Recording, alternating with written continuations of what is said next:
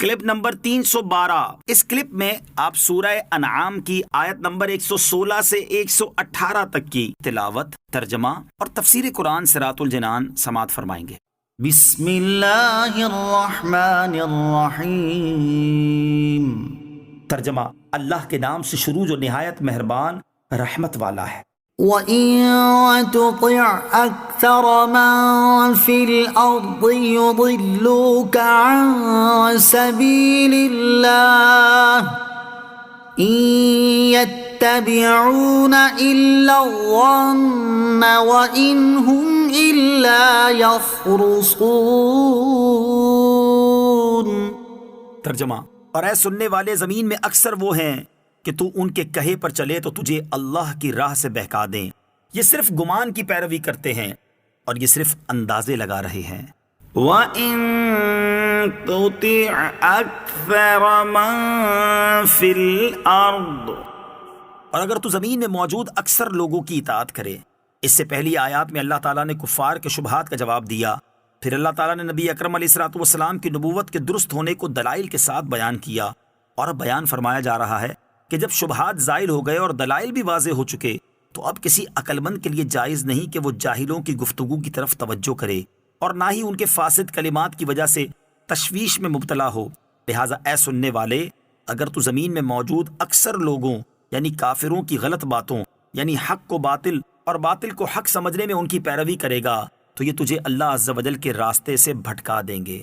ایک قول یہ ہے کہ اس سے جاہل اور نفسانی خواہشات کے پیچھے چلنے والے لوگوں کی پیروی مراد ہے۔ ان یتبعون الا الظن، یہ صرف گمان کی پیروی کرتے ہیں، یعنی یہ کفار جو آپ سے آپ کے دین اور مذہب کے بارے میں جھگڑ رہے ہیں، انہیں تو اپنے مذہب کے درست ہونے کا بھی یقین نہیں۔ اپنے مذہب کو درست ثابت کرنے کے لیے ان کے پاس دلیل صرف اپنے جاہل اور گمراہ باپ دادا کی تقلید کرنا ہے۔ یہ لوگ بصیرت و حق شناسی سے محروم ہیں اور دین کے بارے میں غلط اندازے لگا رہے ہیں کہ یہ حلال ہے، یہ حرام۔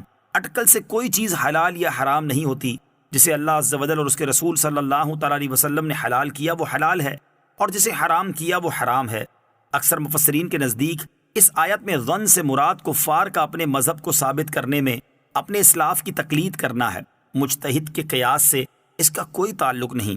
ان ربک هو اعلم من يضل عن سبیلہ وهو اعلم بالمہتدین۔ ترجمہ، بے شک تیرا رب خوب جانتا ہے کہ کون اس کی راہ سے بھٹکا ہوا ہے، اور وہ ہدایت والوں کو بھی خوب جانتا ہے۔ ان ربک هو اعلم، بے شک تیرا رب خوب جانتا ہے۔ یعنی کفار جو دوسروں سے فیصلہ کروانے کی بات کرتے ہیں یہ انتہائی نادان ہیں، کیونکہ اللہ تعالیٰ بہتر جانتا ہے کہ لوگوں میں سے گمراہ کون ہے اور حق پر کون ہے، اور یہ بھی وہی بہتر جانتا ہے کہ کفار اور مومنین میں سے گمراہی اور ہدایت پر کون ہے، اور وہی ان میں سے ہر ایک کو وہ جزا دے گا جس کا وہ مستحق ہے۔ یعنی مومن حق و ہدایت پر ہیں اور کفار باطل و دلالت پر۔ فَكُلُوا مِمَّا ذُكِرَ اسْمُ اللَّهِ عَلَيْهِ إِن كُنتُم بِآيَاتِهِ مُؤْمِنِينَ۔ ترجمہ، تو اس میں سے کھاؤ جس پر اللہ کا نام لیا گیا اگر تم اس کی آیتوں پر ایمان رکھتے ہو۔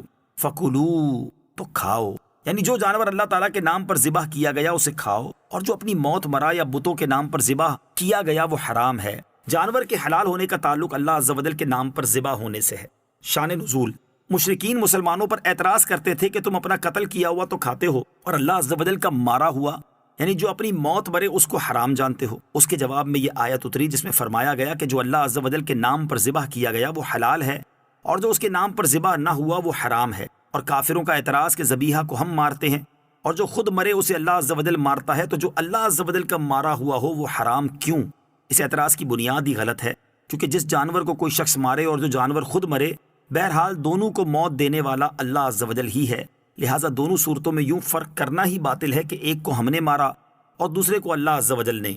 اب رہا یہ کہ ایک حلال اور دوسرا حرام کیوں، تو یہ اللہ عز و جل کا حکم ہے، اور وہ خالق و مالک ہے، جو چاہے حکم فرمائے، اور یہ اس کے نام کی تعظیم کی ایک صورت ہے کہ اس کے نام پر ذبح کردہ جانور حلال ہے اور اس کے علاوہ حرام ہے۔ قرآن مجید پر ایمان لانے کا تقاضا، اس سے معلوم ہوا کہ قرآن مجید کی آیات پر ایمان لانا اس بات کا تقاضا کرتا ہے کہ جسے اللہ تعالیٰ نے حلال فرمایا اسے حلال سمجھا جائے اور اس پر عمل کیا جائے، اور جسے حرام فرمایا اسے حرام مانا جائے اور اس سے بچا جائے۔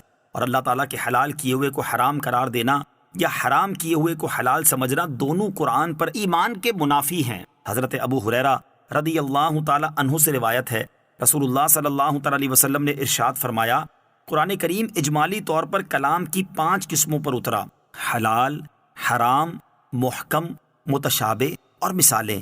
لہٰذا حلال کو حلال جانو، حرام کو حرام مانو، محکم پر عمل کرو، متشابہ پر ایمان لاؤ اور مثالوں سے عبرت پکڑو۔ حضرت صہیب رضی اللہ تعالیٰ عنہ سے روایت ہے، حضور پر نور صلی اللہ تعالیٰ علیہ وسلم نے ارشاد فرمایا، اس شخص کا قرآن پر ایمان نہیں جو اس کی حرام کی ہوئی چیزوں کو حلال